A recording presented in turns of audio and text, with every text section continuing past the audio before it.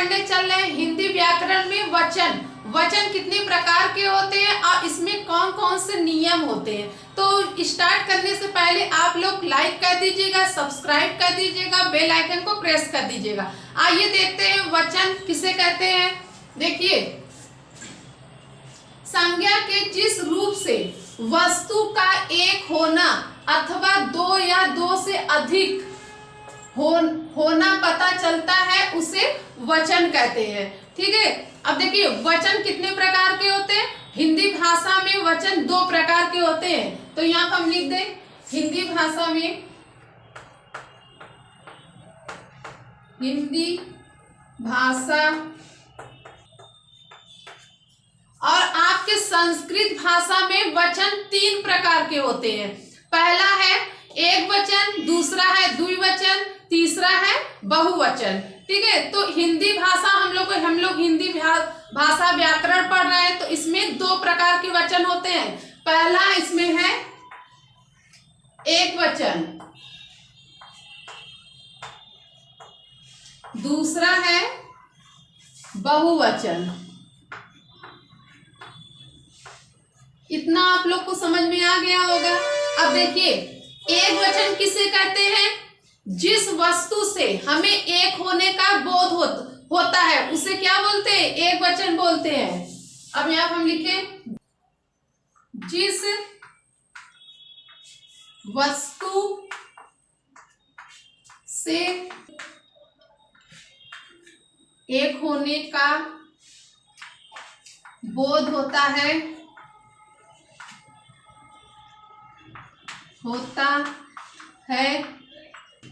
वचन बोलते हैं या कहते हैं।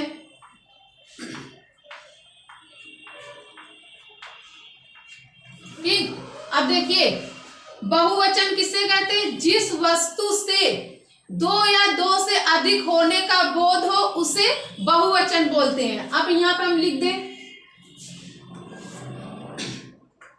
जिस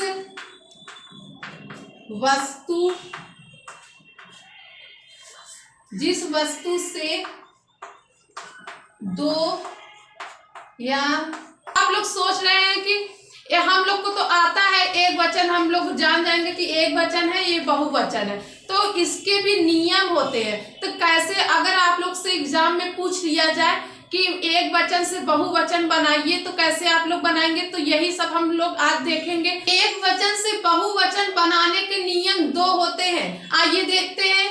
देखिए अब यहाँ पर हम लिख दें एक वचन से बहुवचन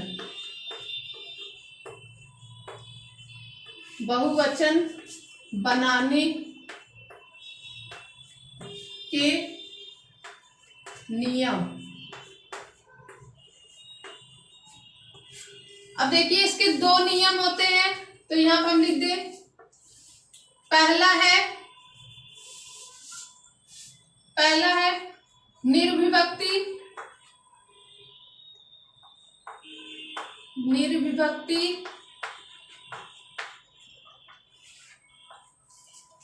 रूप, दूसरा है सविभक्ति रूप।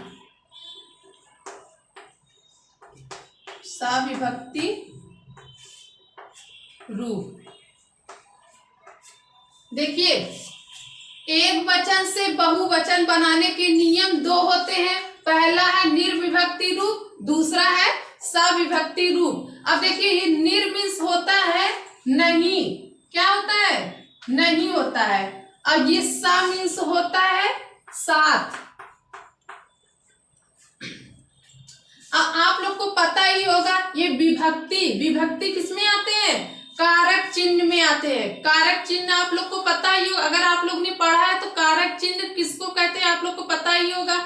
अगर नहीं पता है तो देखिए कारक चिन्ह जहां पे ने, का, से, की, ठीक, ये जो आते ये सब होते हैं, तो ये क्या है, कारक चिन्ह है। तो कारक चिन्ह को ही हम लोग क्या बोलते हैं, परसर्ग बोलते हैं। ठीक है, अब देखिए कारक चिन्ह इसको क्या बोलते हैं, विभक्ति को हम लोग कारक बोलते हैं।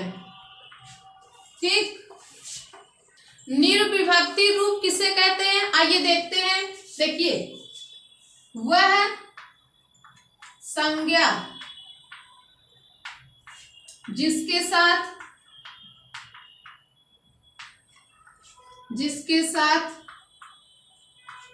कारक चिन्ह नहीं होते हैं,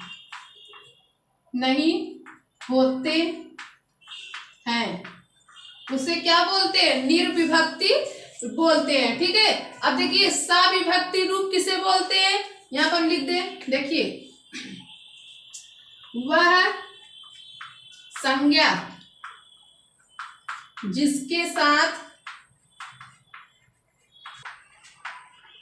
उसे सविभक्ति रूप बोलते हैं। ठीक है, अगर आप लोग के एग्जाम में पूछ ले कि एक वचन से बहुवचन बनाइए, जैसे कोई शब्द है लड़का, लड़का का आप लोग बहुवचन बनाना है तो कैसे आप लोग बनाएंगे, लड़के कि लड़कों, क्या लिखेंगे वहां पे। तो यही कंफ्यूजन को हम आज आप लोग के सामने दूर करेंगे।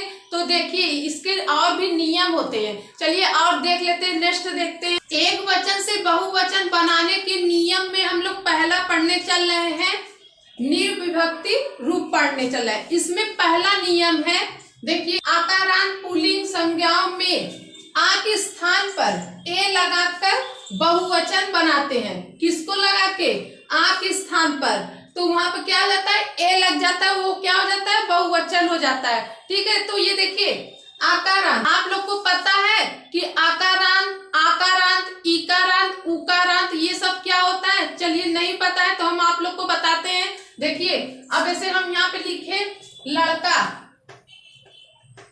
ये लड़का क्या है, इसमें देखिए शब्द के लास्ट में हम लोग को देखना है। कहाँ देखना है, शब्द के लास्ट में। तो देखिए ये का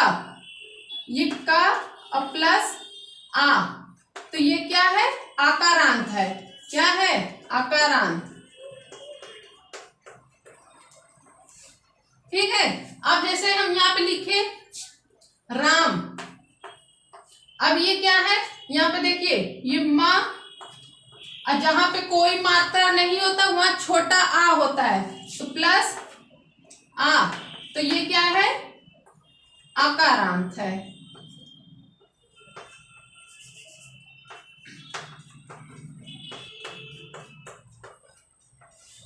अब देखिए इकारांत क्या होता है, इकारांत कोई शब्द यहाँ पे लिखे हम, जैसे रवि, अब रवि में ये व आधा व प्लस ई, तो ये क्या है, हम लोग को हमेशा शब्द के लास्ट में देखना है, तो लास्ट से ही पता चलेगा ये कौन सा क्रांत है। तो देखिए यहाँ पे क्या है, ये ई है, तो ये क्या हो जाएगा, इकारांत हो जाएगा। अब जैसे यहाँ पे लिख दे नदी, शब्द के लास्ट में हमको देखना है, तो यहाँ पे द प्लस ई, ये क्या हो जाएगा, इकारांत हो जाएगा। इस तरह और भी शब्द होते हैं, इस तरह आप करके देख सकते हैं। ठीक है, अब देखिए यहाँ पे लिखा है आकारांत पुल्लिंग का क्या है, पुल्लिंग संज्ञाओं में आ के स्थान पर ए लगाकर बहुवचन बनाते हैं। तो कैसे बनाते हैं, देखिए यहाँ पर हम लिख दें लड़का, अब ये क्या है, लड़का क्या है, स्त्रीलिंग है कि पुल्लिंग लिंग है, तो ये पुल्लिंग लिंग है, तो यहाँ पे हमको पुल्लिंग लिंग से देखना है। ठीक है, स्त्रीलिंग नहीं देखना, पुल्लिंग लिंग देखना है। तो आकारांत पुल्लिंग लिंग हो, तो यहाँ पे देखिए ये क्या है, पुल्लिंग लिंग है और ये आकारांत है। ठीक, ये शब्द के लास्ट में देखना है। ठीक है, अब देखिए यहाँ पे क्या है, आधा का प्लस आ, अब इसके स्थान पे देखिए आ के स्थान पे क्या हो जाएगा, ए हो जाएगा, तो जो ये आ है ये इसको हटा देगा और यहाँ पे क्या हो जाएगा, ए हो जाएगा। तो यहाँ पे फिर क्या, ये पूरा क्या लिखा जाएगा, लड़के हो जाएगा। ठीक, इतना बात आप लोग को समझ में आ गई होगी, कैसे आ से ए बनता है, बहुवचन कैसे बनता है, ये आप लोग को समझ में आ गया होगा। अब हम लोग और एग्जाम्पल से देख, एक वचन से बहुवचन अब देखिए बनाना है। यहाँ पे हम आप लोग को बताए हैं ना कि लड़का को लड़के कैसे बनाना है। तो यहाँ पे देखिए ये शब्द एक वचन क्या हो, पुल्लिंग लिंग हो, क्या हो, पुल्लिंग लिंग हो, तो उसमें कैसे हम लोग करेंगे, उसको बहुवचन कैसे बनाएंगे। अब घोड़ा है तो यहाँ पे क्या हो जाएगा, घोड़े हो जाएगा। रास्ता है तो रास्ते, पहिया है तो पहिए हो जाएगा। अब देखिए कपड़ा है, कपड़े हो जाएगा। छाता है तो छाते हो जाएगा। ये बहुत सरल है, इसको आप लोग आसानी से कर सकते हैं। देखिए जहां पे पुल्लिंग लिंग हो, शब्द क्या हो, पुल्लिंग लिंग हो और आकारांत हो, ठीक है। पुल्लिंग शब्द कैसा हो, पुल्लिंग लिंग हो और आकारांत हो, तो वो किस में बदल जाएगा, ए में बदल जाएगा, ठीक। वो बहुवचन ए में बदल जाएगा। देखिए जितने भी आपके रिश्ते नाते होते हैं उसके बहुवचन नहीं बनते। चलिए यहाँ पर हम लिख देते हैं, देखिए रिश्ते नाते शब्द आकारांत हो,